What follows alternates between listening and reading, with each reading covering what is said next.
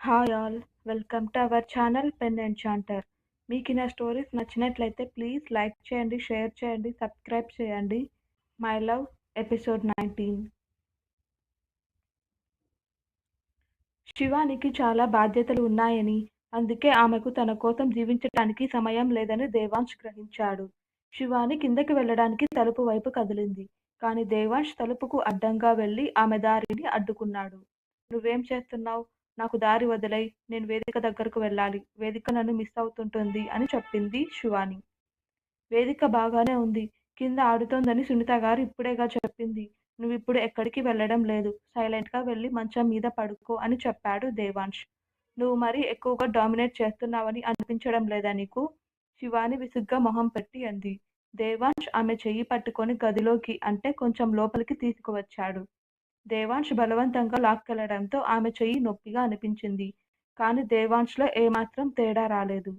ఆమె చెయ్యి పట్టుకొని మంచం దగ్గర నిలబెట్టి, నువ్వు సైలెంట్‌గా నేను చెప్పింది చేస్తావా? లేక నేను వేరే పద్ధతిని అనుసరించాలా? అని కొంచెం కోపంగా అడిగాడు. దేవాంశ్ కోపం ఎలా ఉంటుందో ఇంతకు ముందే చూసిన కారణంగా శివాని మౌనంగా బెడ్ మీద కూర్చుంది. దేవాంశ్ ఆమెకు టాబ్లెట్స్ ఇచ్చాడు. శివాని ముఖం చిట్లించుకొని అతనిచ్చిన టాబ్లెట్స్ వేసుకుంది. అప్పుడే సునీత వాళ్ళ గది తలుపు తట్టి లోపలికి వచ్చింది. శివానిని కలవాలని సునీతతో వచ్చింది వేదిక. ఇక్కడ శివాని కూడా వేదిక కోసం చాలా కంగారు పడింది. వేదికను చూడగానే శివానికి ప్రాణం లేచి వచ్చినట్టు అనిపించింది. ఆమె లేచి కూర్చుంది. వేదిక కూడా ఆమె వద్దకు పరిగెత్తుకుంటూ వచ్చింది. వారి మధ్య ఉన్న బంధాన్ని చూసి దేవాంశ్ చాలా ఆశ్చర్యపోయాడు. వేదిక తన మేనకోడలు అయినప్పటికీ ఇప్పుడు వేదికను చూస్తుంటే వేదికకు శివాని మాత్రమే ముఖ్యమనిపించింది. అతనికి జెలసీగా అనిపించింది. శివాని వేదికను తన ఒడిలో కూర్చోబెట్టుకుంది. మై స్ట్రాంగ్ బేబీ గర్ల్, ఇప్పుడెలా ఉంది అని అడిగింది శివాని. శివాని చెంపలను తాకింది. తను పూర్తిగా క్షేమంగా ఉందని ఆమెకి తెలియజేయడానికి. వేదిక మళ్ళీ తిరిగి మాట్లాడుతుందా అని ఆత్రంగా ఎదురు చూస్తున్నాడు దేవాంశ్. మరోపక్క శివాని మాత్రమే వేదిక మాట్లాడేలా చేయగలదు అనిపించింది. వేదిక తన పేరెంట్స్ చనిపోకముందు చిన్న చిన్న పదాలు మాట్లాడేది. అమ్మ, నాన్న, మామ అని. తన తల్లిదండ్రుల మరణాంతరం షాక్‌కి గురై పూర్తిగా సైలెంట్ అయిపోయింది. దేవాంశ్ శివాని వేదికలను ఆడుకోవడానికి వదిలేసి తాను ఫ్రెషప్ అవ్వడానికి వాష్‌రూమ్‌కి వెళ్ళాడు. దేవాంశ్ మనసు ఇంకా శివాని మీదనే ఉంది. అతను మెల్లగా శివానీని అర్థం చేసుకోవడానికి ప్రయత్నిస్తున్నాడు. శివాని తన సమస్యలను దేవాంశ్‌తో ఎప్పుడూ చెప్పుకోలేదు. బహుశా దేవాంశ్ ఆ నమ్మకాన్ని ఆమెకు ఇవ్వలేకపోయాడో, లేక దేవాంశ్ ఆమె హృదయాన్ని గెలుచుకోలేకపోయాడని చెప్పవచ్చు. శివాని తనకు ఎంతోగానో సహాయం చేసింది కాబట్టి, ఆమె అవసరాలు, ఆమె తమ్ముడి చదువులు కూడా చూసుకోవాలని అనుకున్నాడు దేవాంశ్. కానీ దేవాంశ్ ఇదంతా చేస్తున్నాడని శివానికి తెలిస్తే ఆమె తనని ఇలా చేయకుండా అతన్ని ఖచ్చితంగా ఆపుతుంది అనుకున్నాడు. ఎందుకంటే ఆమె చాలా సెల్ఫ్ రెస్పెక్ట్ ఉన్న అమ్మాయి. స్నానం చేసి బయటకు వచ్చాడు దేవాంశ్. టవల్‌తో జుట్టు ఆరబెట్టుకుంటూ వాష్‌రూమ్ నుండి బయటకు వచ్చేసరికి శివాని, వేదిక బోర్డ్ గేమ్ ఆడుతూ కనిపించారు. శివాని కళ్ళు దేవాంశ్ వైపు వెళ్ళాయి. అప్పటికే దేవాంశ్ కూడా ఆమె వైపే చూస్తున్నాడు. దేవాంష్‌ని చూసి శివాని సిగ్గుపడింది. అతను చూపు తిప్పుకొని పక్కకు చూశాడు. అప్పుడు దేవాంశ్ తనకు తెలియకుండానే తన టవల్‌ని సోఫా మీద పెట్టాడు. కానీ అతను అలా చేయడం గమనించిన శివాని, ఆమె అతనిని అడ్డగించి, నువ్వు నీ అలవాట్లు కూడా నా అలవాట్లతో జీవించడం ఎప్పుడు నేర్చుకున్నావు అని కళ్ళెగరేసి అడిగింది. దేవాంశ్ ఏమీ అర్థం కానట్టు ముఖం పెట్టాడు. అతను శివానీని అడిగాడు. నాకు అర్థం కాలేదు, స్పష్టంగా చెప్పు అని. నువ్వేం చెప్పాలనుకుంటున్నావో చెప్పు అని మరోసారి స్పష్టంగా అడిగాడు దేవాంశ్. నువ్వు ఇంతకు ముందు ఎప్పుడు టవల్ ఇలా పారేసినట్టు వేయలేదనుకుంటా కదా అని అంది శివాని. ఏం చెప్తుంది అనేది గ్రహించాడు దేవాంశ్. దేవాంశ్ తను వాడిన టవల్ తీసుకొని లాండ్రీ బాస్కెట్‌లో పెట్టి ల్యాప్‌టాప్ తీసుకొని ముందు సోఫాలో కూర్చున్నాడు. ఆడుకుంటూ వేదిక శివాని చేతుల్లో పడుకుంది. శివాని వేదికను జాగ్రత్తగా చూసుకొని తన దగ్గర పడుకోబెట్టుకుంది. ఆమెకి కూడా కళ్ళు మూతలు పడుతున్నాయి. దేవాంశ్ తన పని చేస్తూ ఇద్దరినీ గమనిస్తున్నాడు. దేవాంష్‌కి అనూజ్ నుండి కాల్ వచ్చింది. అతనితో మాట్లాడుతున్న సమయంలో దేవాంశ్ గది నుండి బయటకు వెళ్ళాడు. అనూజ్ శివాని తమ్ముడు గురించి సమాచారాన్ని సేకరించాడు. ఆమె తమ్ముడు హాస్టల్‌లో ఉంటూ చదువుకుంటున్నాడని, అనూజ్ తను తెలుసుకున్న వివరాలన్నీ దేవాంష్‌కు చెప్పాడు. దేవాంశ్ అనూజ్‌కి కొంత డబ్బు పంపి, సంవత్సరం మొత్తానికి ఫీజు పే చేయమని అనూజ్‌కి నెక్స్ట్ ఏం చేయాలో చెప్పాడు. అయితే ఈ విషయం శివానికి తెలియకూడదు. ఆమె తమ్ముడికి కూడా తెలియకూడదు అని అనూజ్‌కి చెప్పాడు. అనూజ్ శివాని తమ్ముడు సంజయ్ తెలివైన విద్యార్థి కాబట్టి సంజయ్‌కు కాలేజీ తరపున వచ్చిన స్కాలర్‌షిప్‌ని నమ్మించాలని అనుకున్నాడు. దేవాంశ్ శివాని సమస్యను చాలా తక్కువ సమయంలో పరిష్కరించాడు. దేవాంశ్ తిరిగి తన గదిలోకి వచ్చాడు. శివాని, వేదిక ఇంకా నిద్రలోనే ఉన్నారు. దేవాంశ్ కూడా వెళ్లి సోఫాలో పడుకున్నాడు. శివానితో గడిపిన క్షణాలను ఒక్కొక్కటిగా గుర్తు చేసుకుంటున్నాడతను. శివానికి సంబంధించిన మధురమైన జ్ఞాపకాలను గుర్తు చేసుకుంటూ నిద్రలోకి జారుకున్నాడు దేవాంశ్. శివాని కళ్ళు తెరిచి చూసేసరికి దాదాపు సాయంత్రం అయ్యింది. శివాని వేదికను ఎత్తుకొని ఆమె గది నుండి బయటకు వచ్చింది. ఇప్పుడు ఆమె పరిస్థితి మునుపటి కంటే మెరుగ్గా ఉంది. దేవాంశ్ ఆమె పట్ల చాలా జాగ్రత్తలు తీసుకోవడం వల్ల ఆమె చాలా ఆరోగ్యంగా మారింది. వేదిక కోసం తనకిష్టమైన ఆహారాన్ని వండడమే కాదు, ఈరోజు దేవాంష్‌కి నచ్చింది కూడా చేయాలని శివాని అనుకుంది. అతనికేం నచ్చుతుంది అని ఆలోచిస్తూ శివాని వంటగదికి వచ్చింది. అక్కడ వంట మనిషి సునీత అప్పటికే ఉన్నారు. శివాని కిచెన్‌లోకి వచ్చి, "సునీత గారు, ఈరోజు దేవాంష్‌కి వంట చేస్తాను. దేవాంష్‌కి ఏది ఇష్టమో చెప్పండి" అని అడిగింది. సునీత దేవాంష్‌కి ఇష్టమైన ఫుడ్ లిస్ట్ తయారు చేసి శివానికి ఇచ్చింది. అందులో కొన్ని తనకు వచ్చినవి, అతనికి నచ్చినవి 4 వంటకాలు చేసింది. వేదికను ఒడిలో పెట్టుకొని దేవాంశ్ కిందకు రాగానే శివాని కుక్ చేస్తుంటే వేదిక తన మామయ్య దగ్గరకు వెళ్ళిందన్నమాట. శివాని చేసిన వంటలు గుమగుమలాడుతూ అతని ముక్కుని తాకాయి. అది అతనికి మరింత ఆకలిని పెంచింది. దేవాంశ్ త్వరగా వచ్చి డైనింగ్ టేబుల్ దగ్గర కూర్చున్నాడు. శివాని, సునీత సహాయంతో డిన్నర్ అంతా డైనింగ్ టేబుల్‌పై సెట్ చేసింది. అన్ని వేదిక, దేవాంష్‌ల ఫేవరెట్ డిషెస్‌నే ఉన్నాయి. ఈరోజు ఎక్కువగా దేవాంష్ ఫేవరెట్స్‌కి ఎక్కువ ప్రాధాన్యత ఇచ్చింది ఆమె. శివాని దేవాంష్‌కి భోజనం వడ్డించింది. అతను తినడం మొదలుపెట్టాడు. శివాని కూడా వేదికకు తినిపిస్తూనే మరోపక్క దేవాంష్ రియాక్షన్‌ని కూడా చూస్తుంది. అతని ముఖం చూడగానే అతనికి ఆ వంటలు బాగా నచ్చాయని ఆమెకు అర్థమైంది. కానీ శివానికి దేవాంష్ నోటి నుంచి ఒక్క ప్రశంస మాట కూడా రాలేదు. దాంతో ఆమె కాస్త నిరాశకు గురైంది. కానీ తన కోసమే ప్రత్యేకంగా వంట తయారు చేశానని దేవాంష్‌కి కూడా చెప్పలేదు. అందరూ డిన్నర్ కంప్లీట్ చేశాక శివాని వేదికతో కలిసి గార్డెన్‌కి వెళ్ళింది. ఫ్రెష్ ఎయిర్ కోసం. వేదికను భుజం మీద పడుకోబెట్టగానే వేదిక కళ్ళు బరవెక్కి మత్తుగా నిద్రపోయింది. వేదికను నిద్రపుచ్చి శివాని తన గది వైపు తీసుకువెళ్ళింది. వేదికను పడుకోబెట్టి తన గదిలోకి వచ్చింది. తలుపు తీయగానే దేవాంశ్ సోఫాలో కూర్చొని ఏదో పని చేస్తూ కనిపించాడు. ఆమె వాష్రూమ్ నుండి బయటకు వచ్చేసరికి దేవాంశ్ తన పనిలో నిమగ్నమై ఉన్నాడు.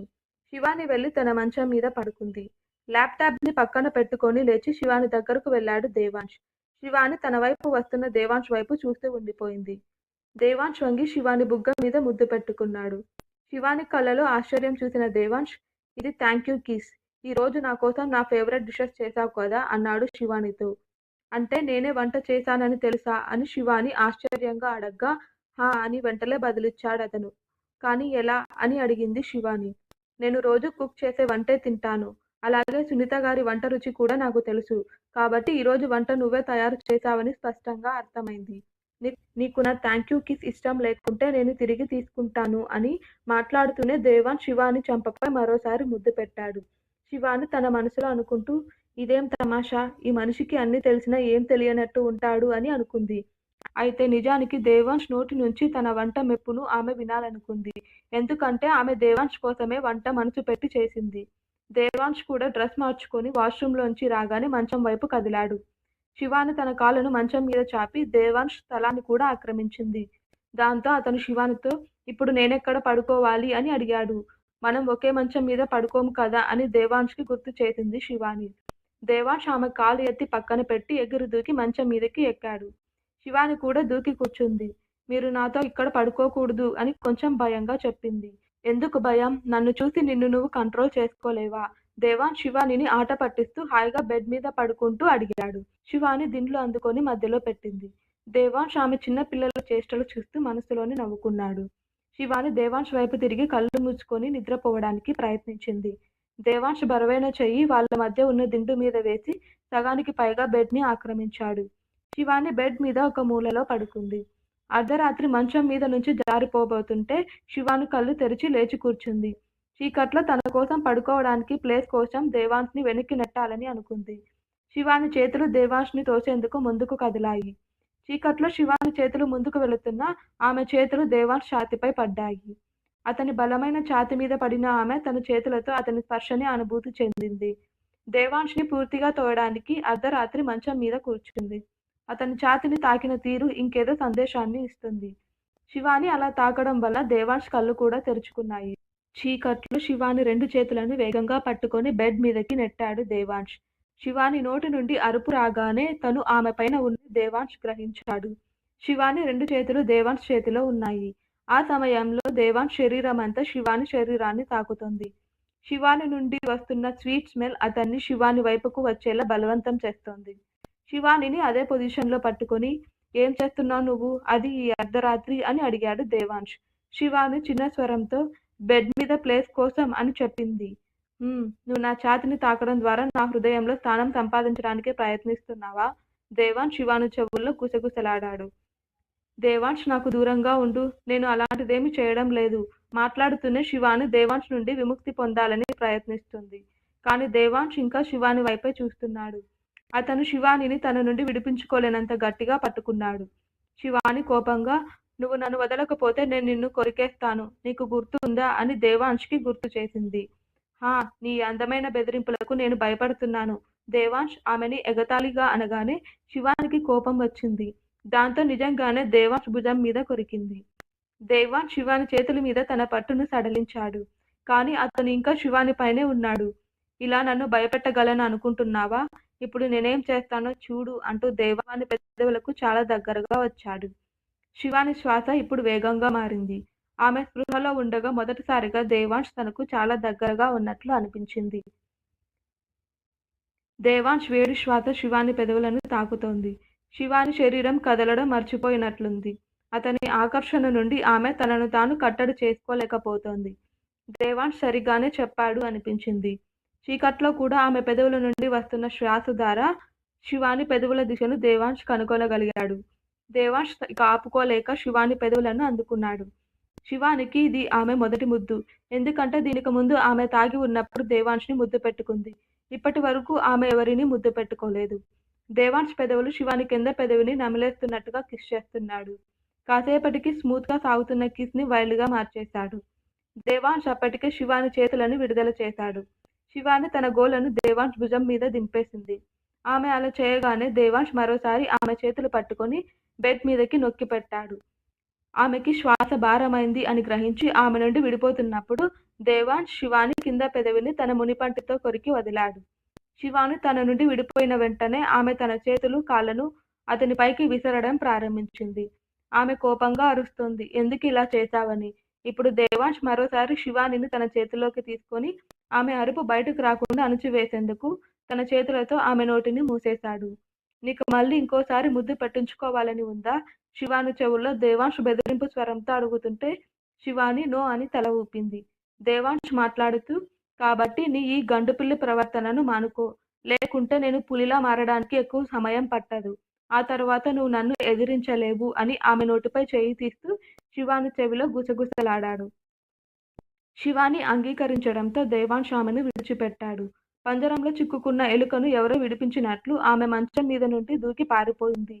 తన పెదవులపై శివాని పెదవుల స్పర్శను ఫీల్ అవుతూ నవ్వుతూ మంచం మీద పడుకున్నాడు దేవాంశ్. ఇక్కడ శివాని దేవాంశ్ నుండి తప్పించుకుంటూ హడావిడిగా రూమ్లో ఒక పక్క ఉన్న సోఫా దగ్గరకు వెళ్ళింది.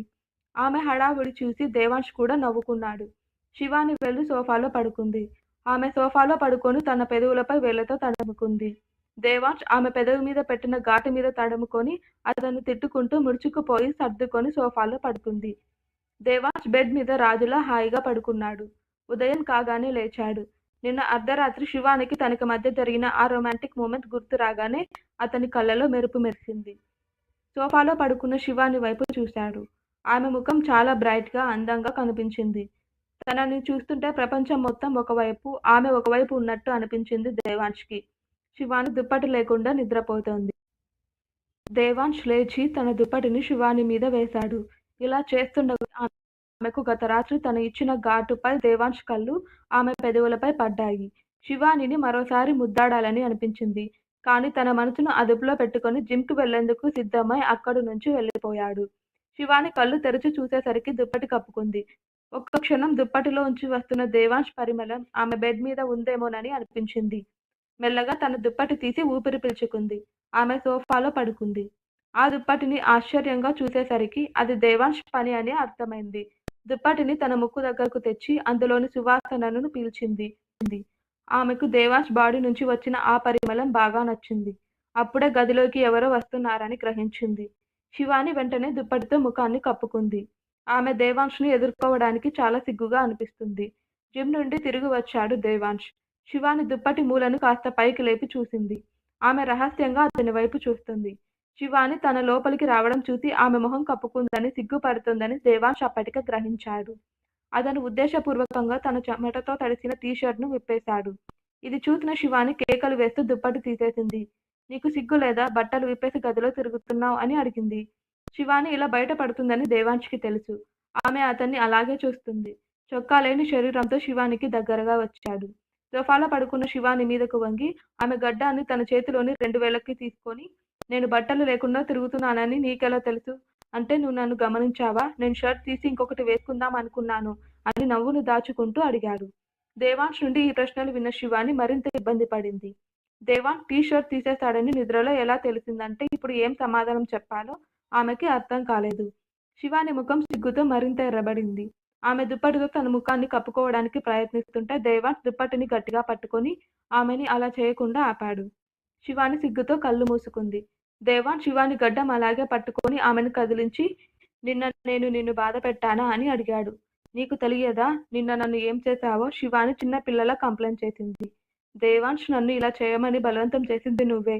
నువ్వు నా భుజాన్ని గట్టిగా కొరికావు" అని అన్నాడు. "అందుకే నేను నీ పెదాలని కొరికాను. అందుకే ఇలా చేశాను" అని తన తప్పేం లేనట్టు చెప్పాడు దేవాంష్. "పెదవులకు మరియు భుజానికి తేడా ఉంది" శివాని యుద్ధానికి వస్తూ అంది. దేవాంష్ ఆమెతో ఏం చర్చిస్తున్నాడో కూడా మర్చిపోయింది. అది అర్థం కాగానే ఆమె తన కళ్ళని కిందికి దించేసింది. దేవాంష్ శివాని మొహాన్ని తన చేతిలోకి తీసుకుంటూ, "ఇందుకే నిన్నంత గట్టిగా కొరికాను. సరే, నెక్స్ట్ టైం నేను కొరకకుండా ముద్దు పెట్టుకుంటాను" అంటూ దేవాంష్ అక్కడి నుండి లేచి వాష్‌రూమ్‌కి వెళ్ళాడు. దేవాంష్ వెళ్ళిన తర్వాత శివాని అతను ఏం చెప్పాడో గ్రహించింది.